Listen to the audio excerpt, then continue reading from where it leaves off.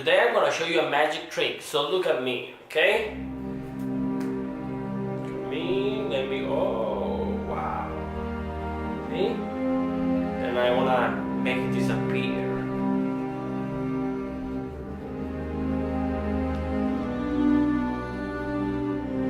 Okay, it disappeared. Thank you, bye.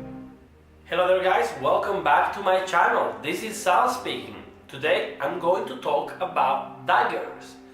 The one I'm holding is a Damascus steel knife. I'm just holding it just because I haven't got any daggers on me. But today we're going to discover together the several different types of daggers. So let's get to it. One of the basic ways to wound or to kill is stabbing.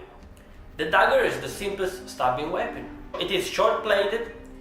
You can hold it in one hand, and while used primarily for thrusting, many will also cut in the way of a domestic knife. As one of man's basic weapons, it is found in all parts of the world and has been in use since the Stone Age. So let's talk about the characteristics. The basic characteristics of a dagger are sharpness and stiffness.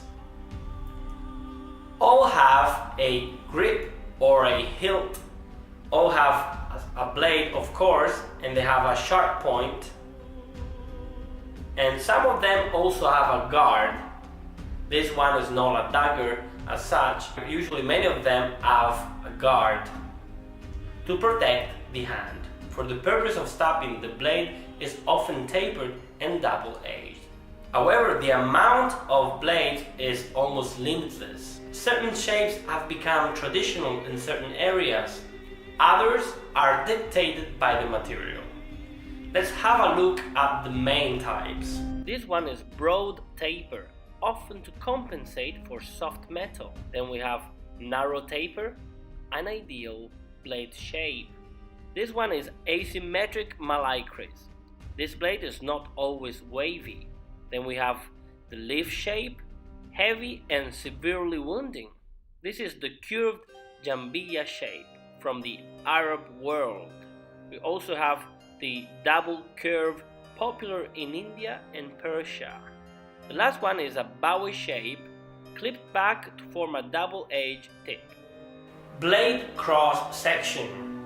Variation in the sectional shape of the blade usually represent attempt to combine narrowness with stiffness. We have parallel sides are the weakest shape.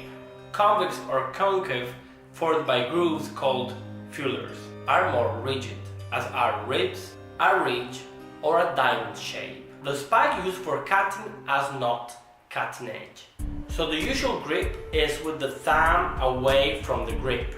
So in this way, okay?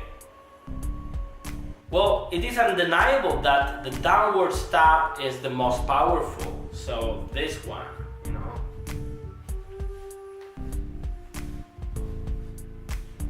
You can do both things. You can punch somebody, but you can also stab somebody this way. Bam, bam, bam. This is very effective, Some daggers, can have both possibilities. So we have a blade this way and we'll have a blade coming down from this way. So they will be double bladed. So one blade here and one blade here. So they give you both combinations, Others, notably the Indian Qatar, has the punch forward. So basically you hold something here and you have the knife attached to it. So the knife is, there's a grip where you can actually, a punch grip, and you can actually stab this way. So it'll be like this. And we also have Qatars which have been made in all directions, meaning this direction here and then upward and downward too. So they have 3 blades actually, The dagger's chief uses are for self-defense and for clandestine fights. It is usually quick to handle and easy to conceal, and has often been acceptable for ornamental wear. In prolonged fights, it is often used in brawling clinches. Other uses have been in ritual ceremony or ritual sacrifice. Secure fixing of the hilt is vital in a metal dagger. The earliest ones have hilts riveted to the blade to save scarce bronze. Stronger is the short tang, continuation of the blade, thrust into the hilt. Strongest is the full-length tang with the grip of another material. Varieties of grip shape and material are endless.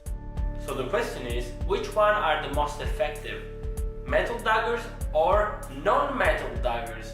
Let's talk about non-metal daggers. Non-metal daggers make less satisfactory weapons than metal daggers. Minerals, although sharp, tend to be brittle. Other common materials such as bone, horn, or wood offer an acceptable point, but they will not keep the sharp edge. So for this reason, metal is the preferred material for daggers whenever it is available. Daggers for ritual use are sometimes an exception to this rule. So we have a flint dagger, a late example dating from 1600s before Christ, probably imitating the shape of early bronze daggers. It achieves a beauty of its own, found in Sweden. Flint dagger of the earliest form.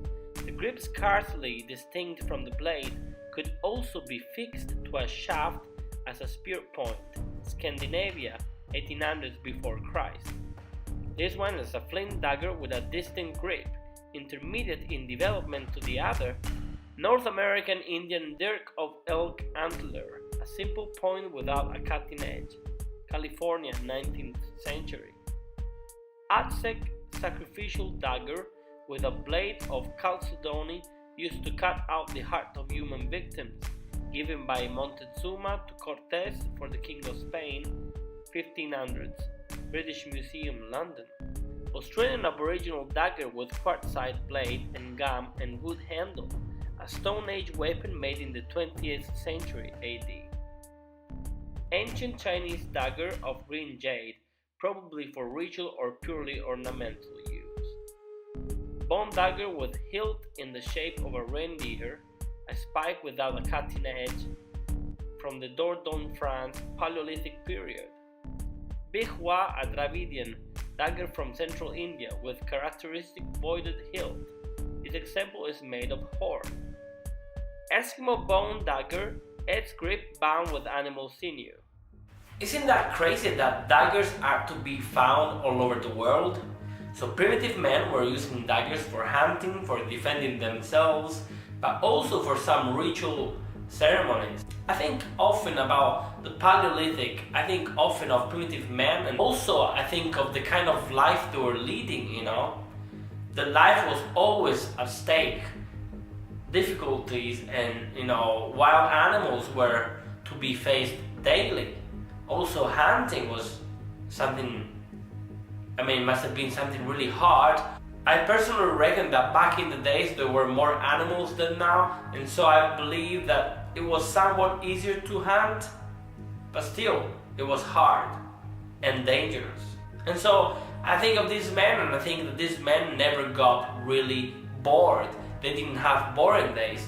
While nowadays we have, some people have boring days, some people just sit down and watch TV all day long and eating an ice cream, maybe, Don't make me wrong, I really like ice cream too, but, So primitive men, they were physically fit, they were more fit than we are today, they were running around, they were jumping around. We find this especially in the Paleolithic, since men were leading a nomadic life, and so they were constantly moving around, searching for food and for game.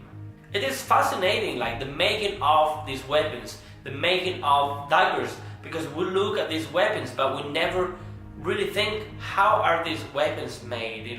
How long did it take to the maker to actually, make this weapon?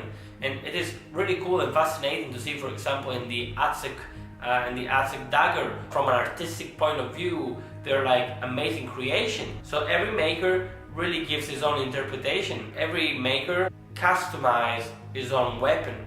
So the weapon feels really personal, like it feels yours, really. I think I personally think that homemade weapons are the best because you actually do it, you actually make it, you actually work on it.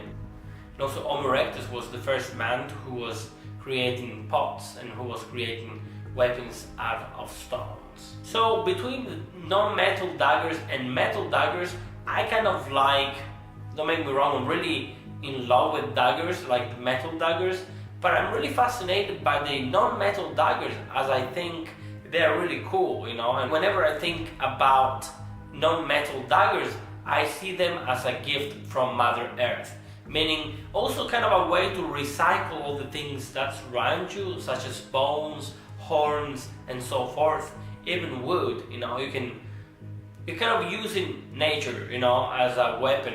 And also metal comes from nature too, yes, but it is more difficult to produce.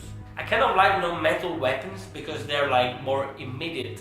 It takes less time to make and they are to be found in nature.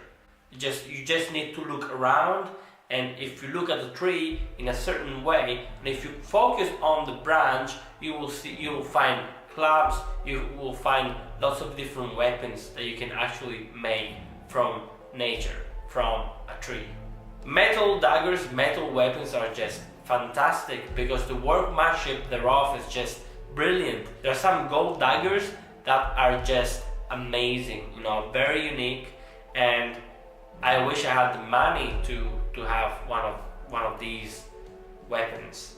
So would you say that non-metal daggers are most effective or metal daggers are the most effective? Which ones are the most effective? Well, it is really hard to say, but I have my own opinions. I think that metal daggers are just amazing for thrusting, for piercing, for cutting, and therefore they're like cutting weapons, you know. But I am fascinated by non-metal daggers, and I think that these kind of weapons, though they cut and though they can wound you really bad, they're amazing impact weapons. The only bad thing about non-metal weapons is that they don't keep the sharpness for a long time, while metal weapons such as daggers, they keep their sharpness for a longer time. Well, this one was a really hard topic to address, and I hope that you are satisfied with my work. Thank you so much for watching, and remember, if you feel sad, you better call Sal.